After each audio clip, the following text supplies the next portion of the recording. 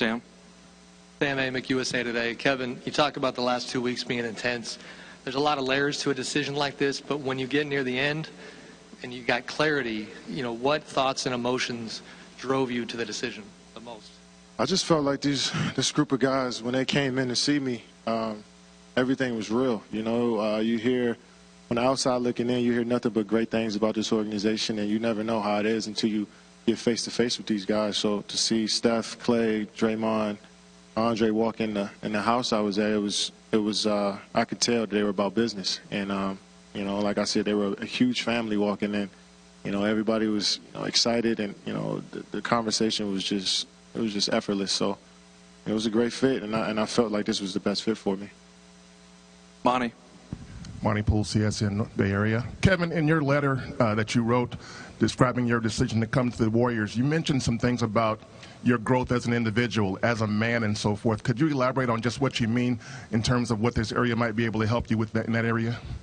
I was more speaking on making a decision that I want to make. In this life, you tend to base things on the outside crowd and opinions of everybody else. So I tried not to worry about that and sit down and focus on what I wanted as a player and as a person, and I figured this was the best place for me. John Dickinson from 95.7 The Game. Kevin, this is obviously a big moment in your career and in your life, but what is your message to those that will vilify you for the decision that you made to come here? I can't control that. All I can control is how I come to work every single day and what I do to help this team win. And I knew that was a part of this whole deal. That's just the life we live. But every single day, all I can control is how I work. And I can't really worry about the outside noise.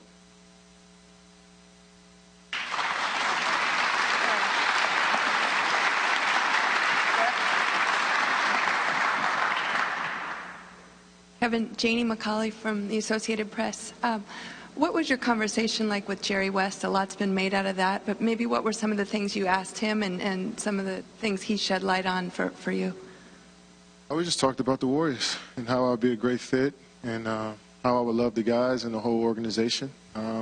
Nothing more than that. I know it's Jerry West, and I know he's the logo, and you're expecting a sexier conversation, but it was more so about the team and how I could fit in and how great the coaching staff were, and yeah, so that's just about it. Go ahead, Mark.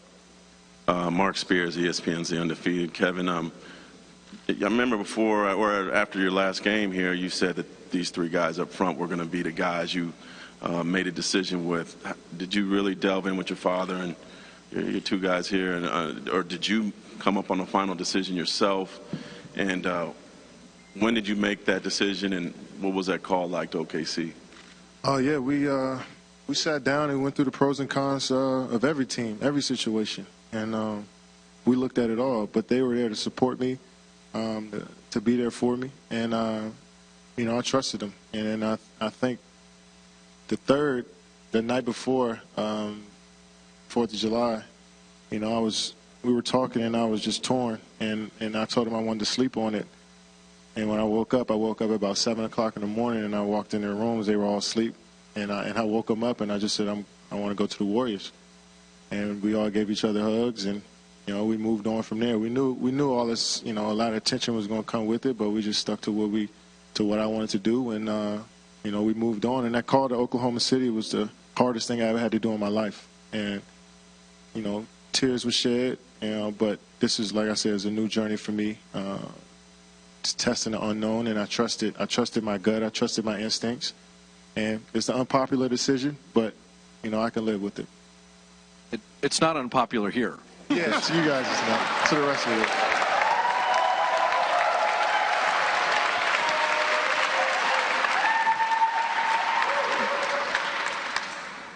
Karen Kraus from the New York Times. Kevin, you said you're not going to listen to the outside noise. You alluded to the unpopular decision.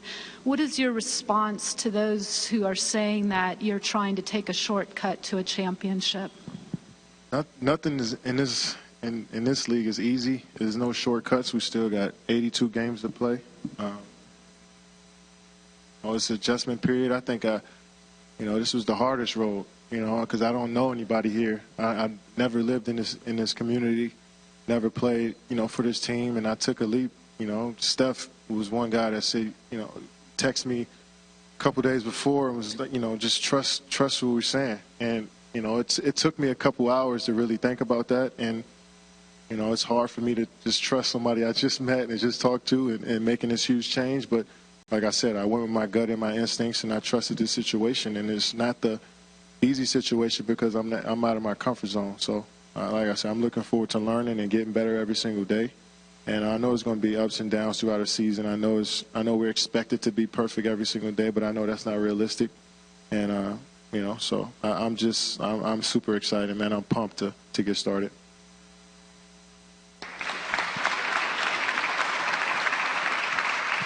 Grant Cohn, Santa Rosa Press Democrat. Kevin, a lot of people have expressed resentment about you joining the Warriors as if you've done something morally wrong. Do you feel guilty? No. I mean, you know, we live in this superhero comic book world where, you know, either you're a villain or you're a superhero if you're up in this position, and I know that, and I know I haven't changed as a person. I don't treat people any differently because I made a decision to play basketball in another city. And I understand the fans in Oklahoma City and everybody, basketball fans around the world are, I guess, upset. But like I said, I made a decision based upon what I wanted to do and how I felt. And, you know, it's the best decision for me. So I can't really control how you feel. I'm sorry you feel that way, but I'm going to continue to live my life, man. Life goes on. And, you know, I got a short amount of time left to play basketball. I just want to enjoy every single day of it.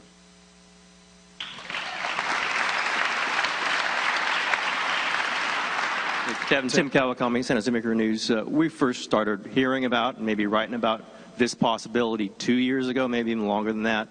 When did this possibility, you coming to the Warriors, first kind of enter your mind seriously? Was it that long ago maybe? Was it a progression in your mind to kind of convince yourself that this was the right place over a long period of time?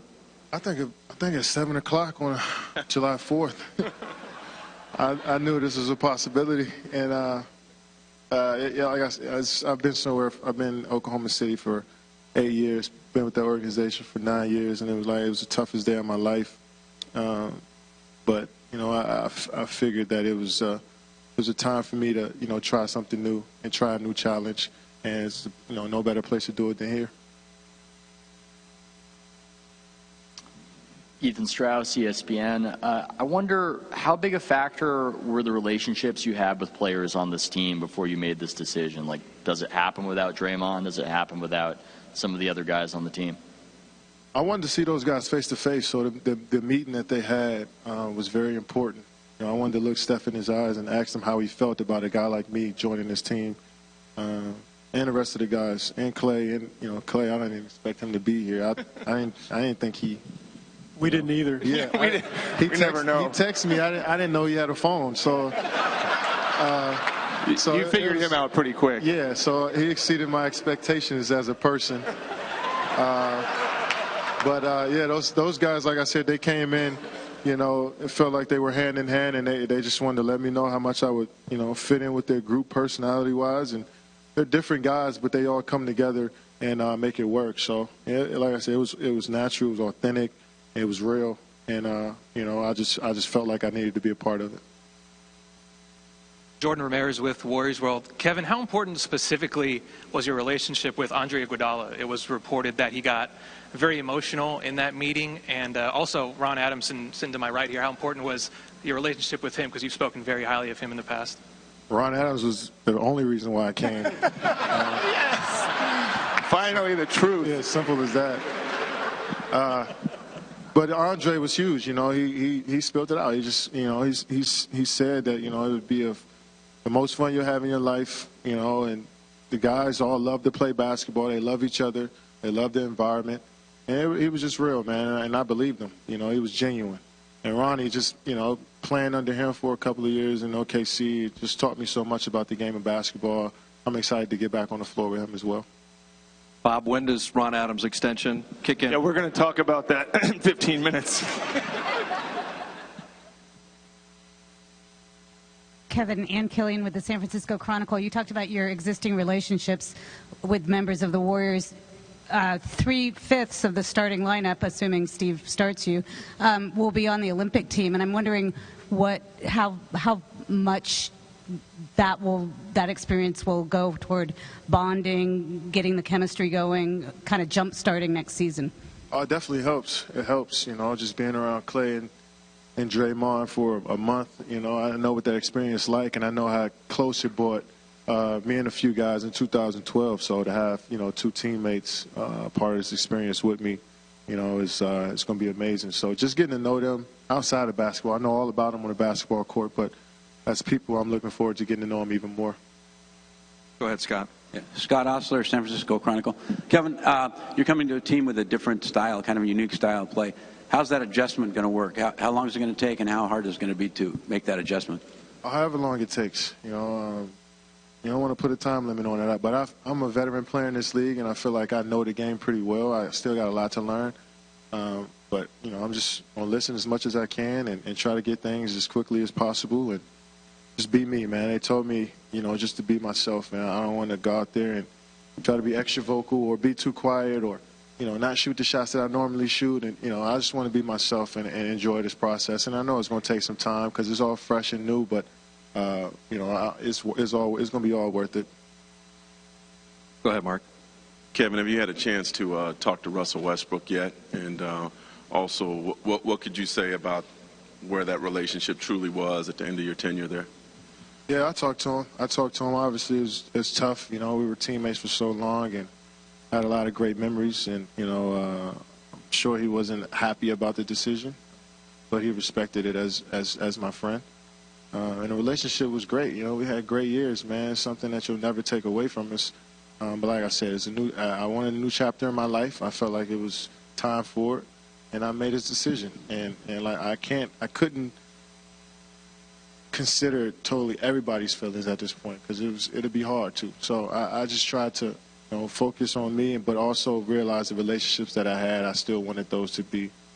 I'm sure they won't be the same, but I still wanted to go out there and leave with some class and some dignity, and but hopefully I did. Hopefully he understands, and I'm sure we'll talk again.